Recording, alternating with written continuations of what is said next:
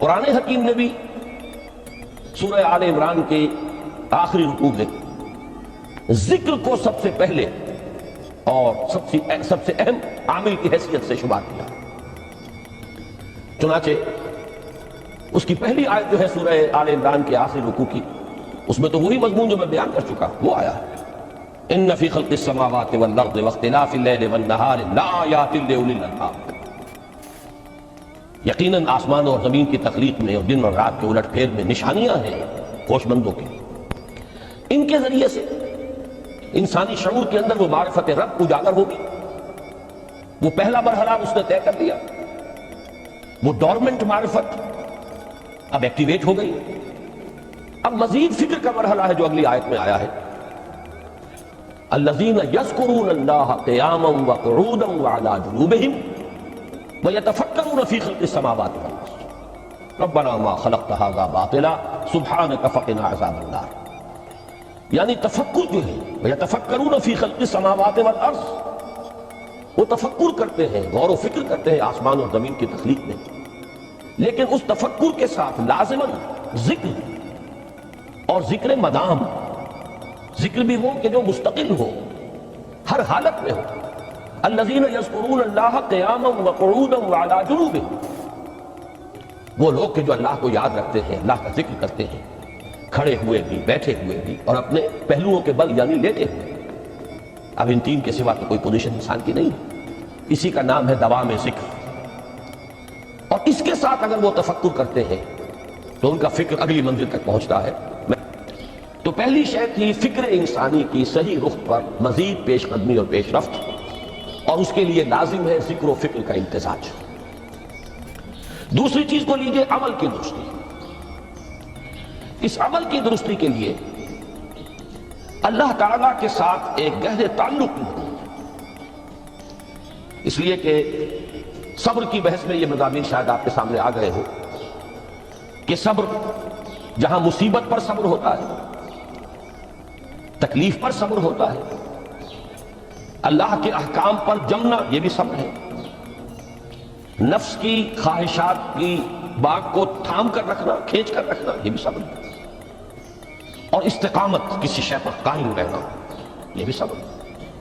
تو عمل صحیح پر استقامت کے لیے وَاصْبِرْ وَمَا صَبْرُكَ إِلَّا بِاللَّهِ، اس صبر کی سب سے اہم جو بنیاد ہے، اس کا جو سب سے بڑا ذریعہ ہے، اس کا جو سب سے بڑا سہارا ہے، وَمَا صَبْرُكَ إِلَّا بِاللَّهِ، اس کے لیے ضرورت ہے ایک گہرے تعلق کی کہ اللہ کے ساتھ ایک ایسا تعلق برقرار رہے جو نہ صرف گہرا ہو بلکہ دائم و قائم، مسلسل۔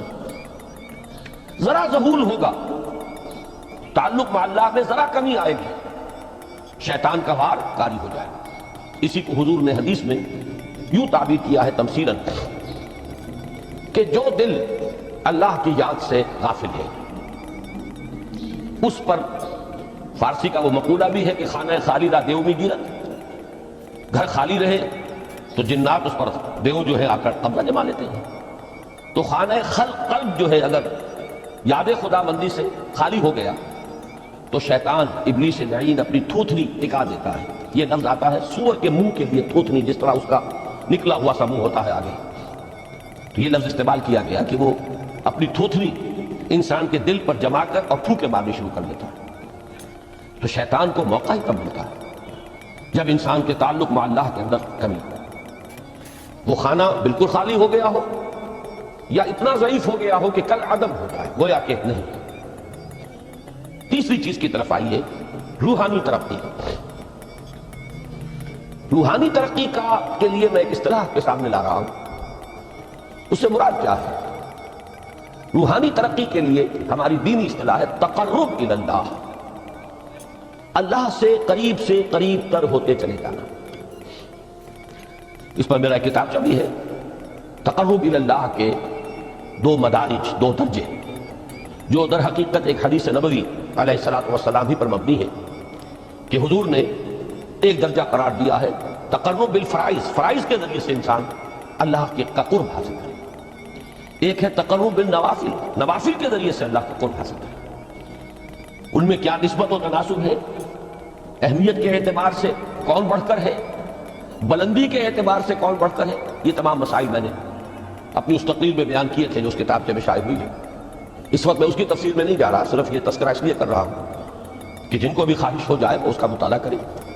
ہماری اس وقت کی گفتگو سے وہ کتاب اس جگہ پر منسلک ہوگا۔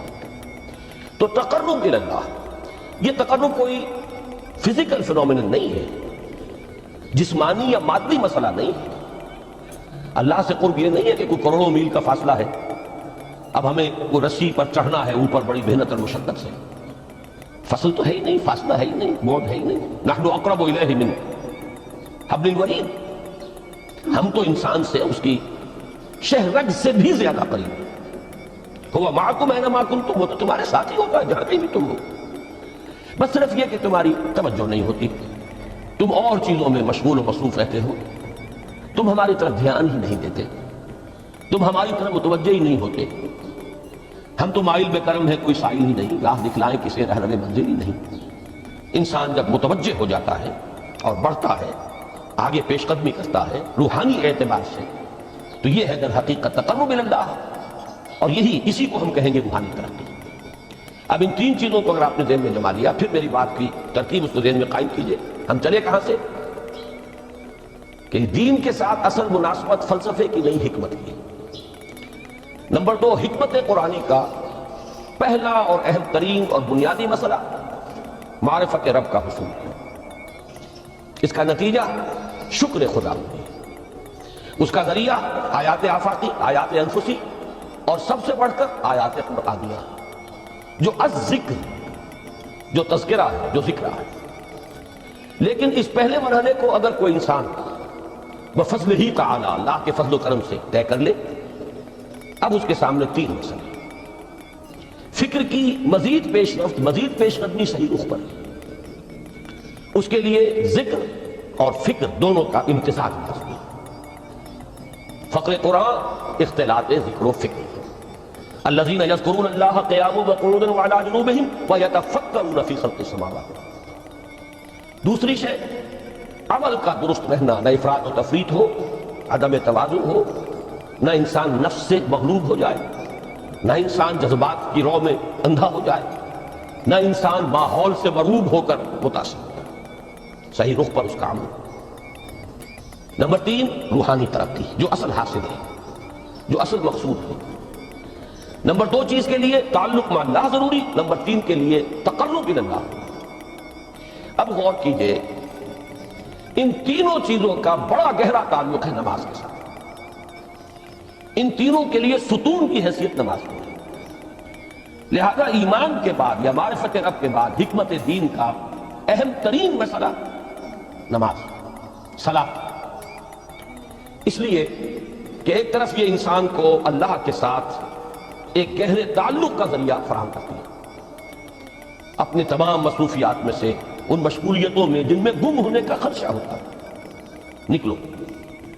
24 گھنٹے کے معمولات میں سے کم 5 مرتبہ تو لازماً نکلو، اور اپنے آپ کو ذرا، اپنے حواس کو بھی، اپنی باطنی کیفیات کو بھی ذرا تازہ کرو۔ اگر کوئی گندگی، نجاست، کسی طرح کی ناپاکی کا کوئی معاملہ ہے، طہارت حاصل کرو۔ طہارت سے تمہارے اندر روح کو بھی بالندگی ہوگی، تمہارے حواس بھی تازہ ہوں گے، تم گویا کہ بحیثیت کل تمہاری ہستی چاق و چوبند ہو جائے گی۔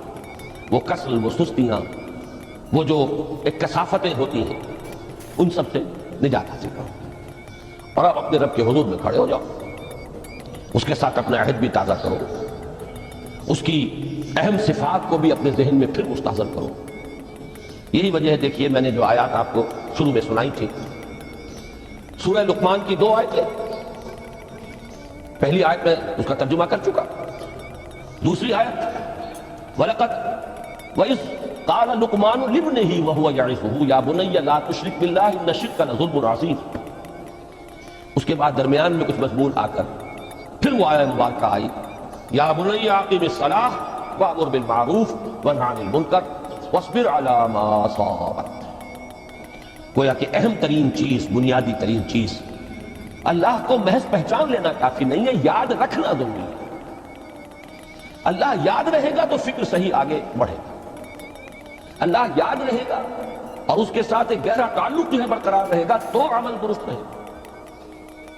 بالکل یہی بات سورہ طٰہٰ میں جو پہلی وحی حضرت موسیٰ علیہ السلام پر ہوئی، اور پہلا مخاطبہ ہے چونکہ حضرت موسیٰ کو یہ انبیاء کرام کے مقدس گروہ میں ایک امتیازی حیثیت حاصل ہے کہ ان سے براہ راست گفتگو ہوئی ہے، اگرچہ صرف ایک پردہ تھا، اوٹ من ورائے حجاب گفتگو ہوئی ہے، لیکن یہ کہ کوئی فرشتے کا درمیانی جو ہے وہ لنک نہیں تھا، براہ راست اللہ تعالیٰ نے حضرت موسیٰ علیہ السلام سے کلام فرمایا۔ کلم اللہ موسیٰ تکلیما، موسیٰ سے تو اللہ نے کلام فرمایا جیسے کہ کلام کیا جاتا ہے۔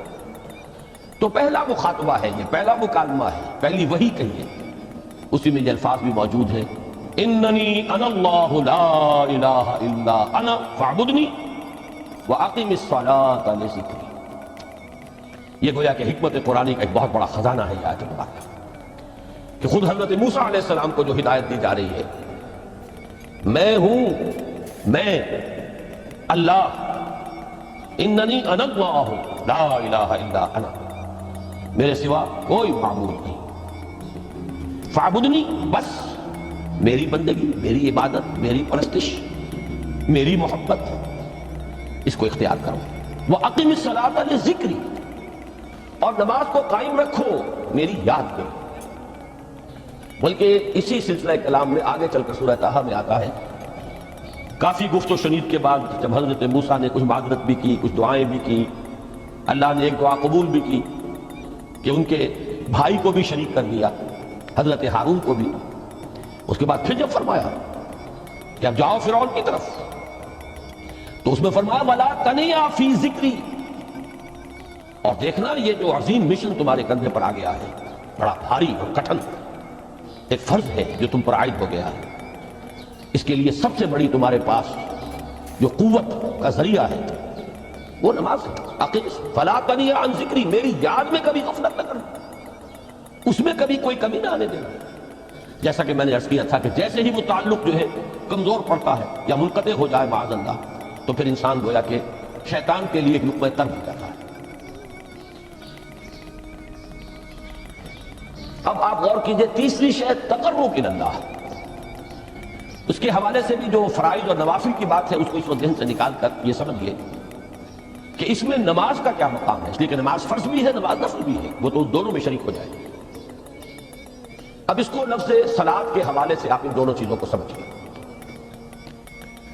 صاد لام واو یا یہ چونکہ حروف علت ایک دوسرے سے بدلتے رہتے ہیں، یہ جو مادہ ہے اس کی جو خالص لغوی اصل ہے، جو خالص عربی زبان میں اس کا بنیادی مفہوم ہے، وہ آگ جلانا یا آگ تاپنا یا آگ سینکنا، حرارت حاصل کرنا۔ لہذا بار بار آتا ہے جہنم کے ذکر میں، اسلوہا، اب جلو اس میں، تاپو اس کو، یہ سینکے گی تمہیں۔ بلکہ تفتلون کا لفظ آیا ہے حضرت موسیٰ کے کلام میں، جب وہ گئے تھے کوہ طور پر، جب پہنچ گئے تو تھے آگ کی تلاش میں، لعلکم تفتلون، تو اپنے اہل خانہ سے یہی کہا تھا کہ مجھے کہیں وہ روشنی نظر آ رہی ہے، غالباً کوئی وہاں سے آگ مل سکے گی، ورنہ یہ کہ کوئی رہنمائی کو رستہ مجھے مل سکے گا، میں وہ آگ لے آؤں گا، کوئی چنگاری وہاں سے لے آؤں، لعلکم تفتلون، تاکہ تم، اب یہ اصطلاح در حقیقت باب افتعال ہے، اور یہ تے یہاں پر قوے کی شکل اختیار کر گئی، تاج طوب کی صورت اختیار کی سواب کی وجہ سے۔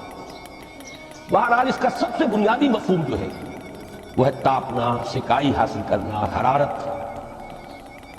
اس کے حوالے سے سمجھ لیجئے کہ سب سے بنیادی تعلق اس کا جو ہے وہ روح کے ساتھ ہے۔ روح میں محبت خداوندی کی آگ اگر ٹھنڈی پڑ گئی ہو